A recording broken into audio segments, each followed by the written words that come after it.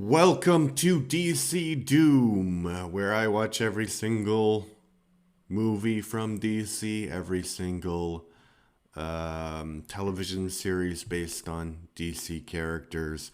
And today, unfortunately for us all, I'm going to review Superman 3, starring Christopher Reeve, Margot Kidder, Richard Pryor, and directed by Richard Lester.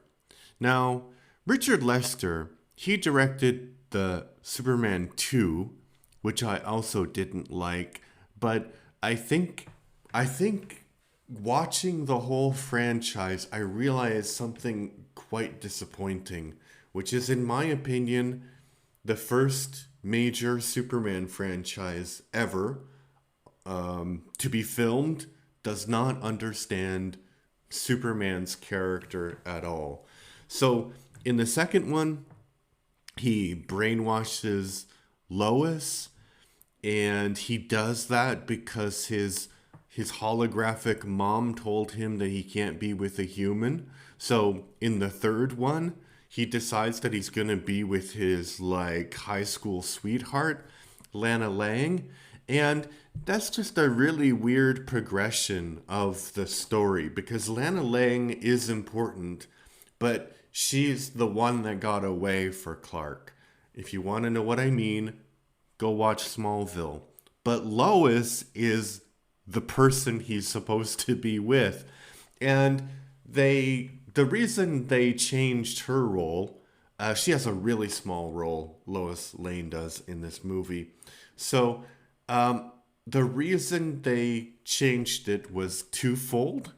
One, the producers of this movie fired Richard Donner, and Richard Donner was directing the first two movies simultaneously.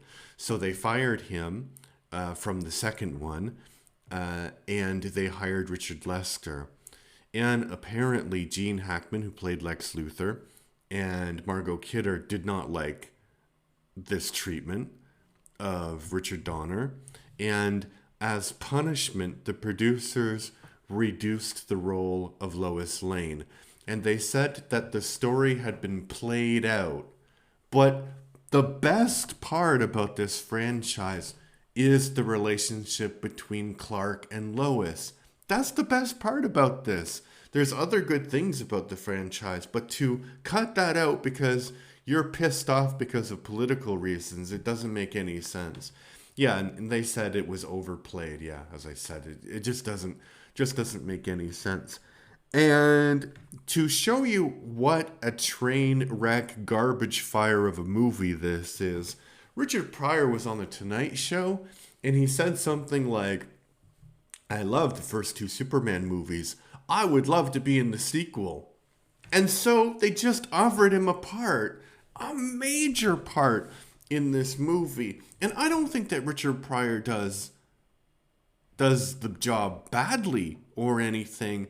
I just think tonally it doesn't make it doesn't capture kind of like the epic feel with a little bit of humor of the first two films.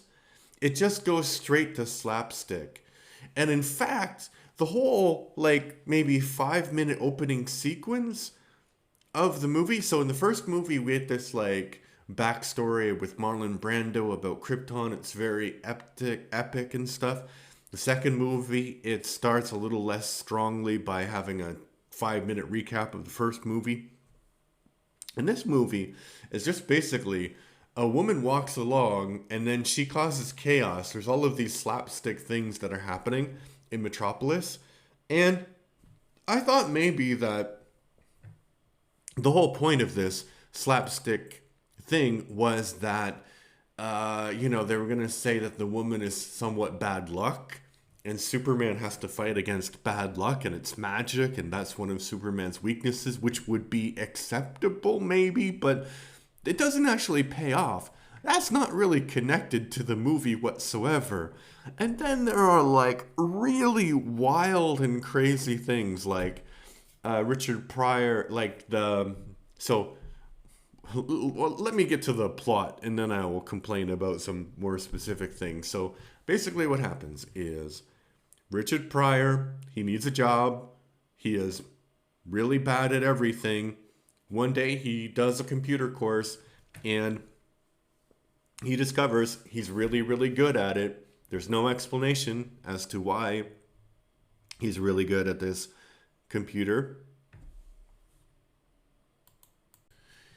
Yeah, so there's no explanation as to why he's really good at computers. He's just supernaturally good at computers. And he sits there, and his professor says, "How do you do that?" And he says, "I don't know." And I know that they were kind of trying to get at like Richard Pryor as comedic goofball, but why not just make him be able to understand computers? And it's something that he has a natural talent with, something that he understands, not just like, hey, it's all random, I don't know. Anyway, he gets a job at this company run by the Websters, who are like this really rich family.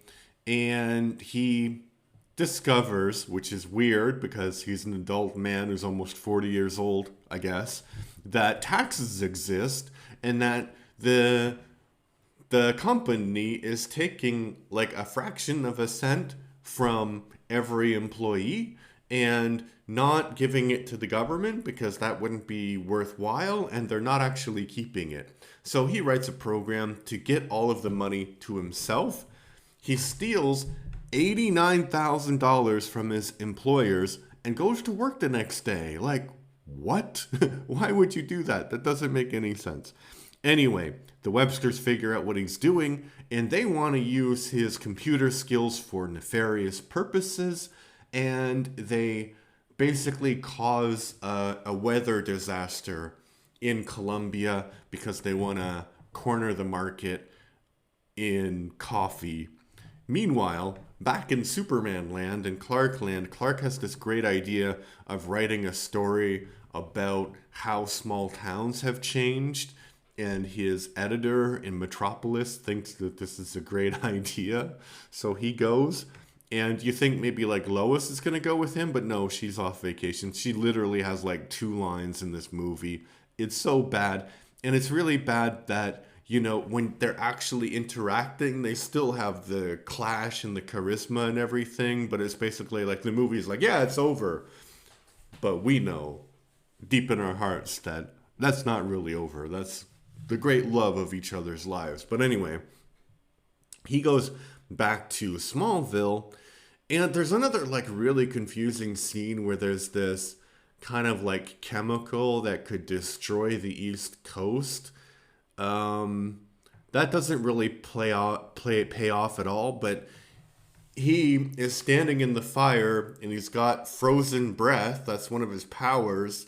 And he doesn't, he's just like, oh, you gotta, he's like to the firefighter. He's like, you gotta put this out or this chemical factory's gonna blow up. And the firefighters are like, yeah, Superman, we know. That's what we're trying to do. We're trying to put it out.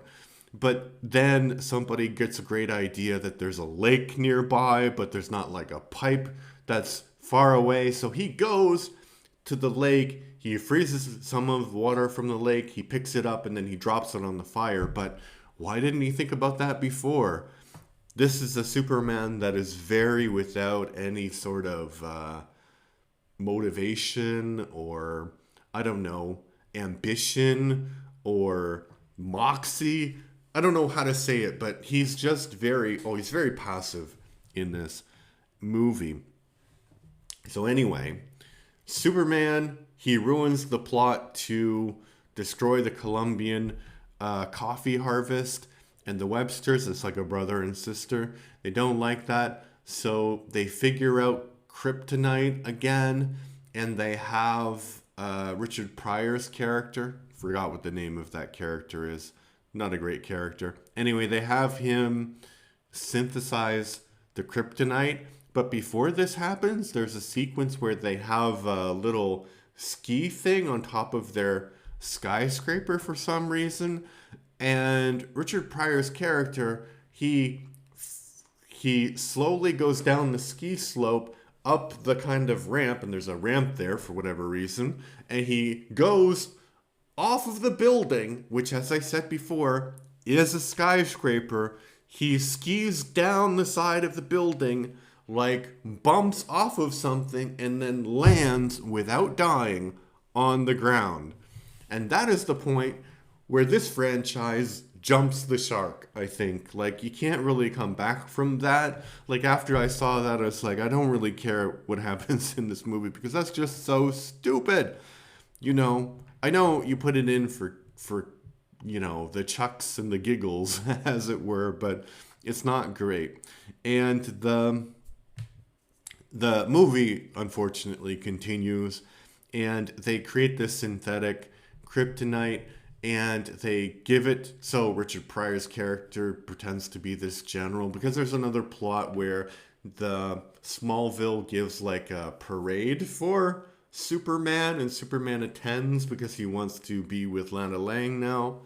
Anyway, so Richard Pryor's character, pretending to be a general, gives Superman a hunk of kryptonite. And Superman knows what kryptonite looks like because that's what Lex Luthor put on him in the first movie. So he forgot what happened like maybe 6 months ago. I don't know. Really, really weird. So anyway, he doesn't remember what kryptonite looks like, but it doesn't have an immediate effect. It doesn't kill him. But the synthetic kryptonite kind of works like red kryptonite would in the comics, so it turns Superman kind of evil. And there is one moment where he is evil. He's kind of like trying to hit on Lana Lang, and he should be rescuing some people. And I mean, he goes, and I think that the people die, actually. So a pretty serious thing. But the movie goes right on. And then it shows that Superman isn't bad. He's just mischievous. He straightens the Leaning Tower of Pisa. He blows out the Olympic flame. It's that kind of level of thing. And then there's like a fight between Clark and evil Superman. I don't know how that happens, but they're fighting, and Clark wins, and then he's like a good guy again. And there's like some good moments where Ricky, Lana Lang's son, says something like, "Oh, Superman, you're just in a slump. We believe in you. You'll be better." And so that's kind of like, I think in a better movie that would have been a nice moment, but this is really, really bad movie. And there are some wild things in the movie that are enjoyable for the first maybe 40 minutes. But after that, honestly, I was falling asleep. There's a bit where a woman turns into a cyborg thing because they create this really intense, powerful computer. I don't know. Blah, blah, blah, blah, blah. It's bad. It's the worst Superman movie I've seen so far. I have seen the Snyder, Man of Steel. And I think that doesn't understand who Superman is in a different way. But I think that, what's his name? Zack Snyder, yeah. I think Zack Snyder at least is a competent filmmaker. So when you watch those movies, you feel like, yeah, I'm watching a movie about a superhero. We can argue with if it's good or not, but this does not understand Superman at all, and it kind of makes the whole thing into a comedy for some reason, and it's just so bad. And apparently the writers of this film were hired to do the second two films as well, but Richard Donner, again, the guy who was fired from the second film, he said, no, we need to do a lot of rewrites because this isn't good. And they ended up making a great film with the first one. It's a really odd film, a kind of a bizarre film, but you know what Superman is about. And the second one, I think it's not great. As I said, it doesn't understand the character of Superman. The ending really lets it down, but it does have a lot of great moments between Clark and Lois, which are wonderful to watch.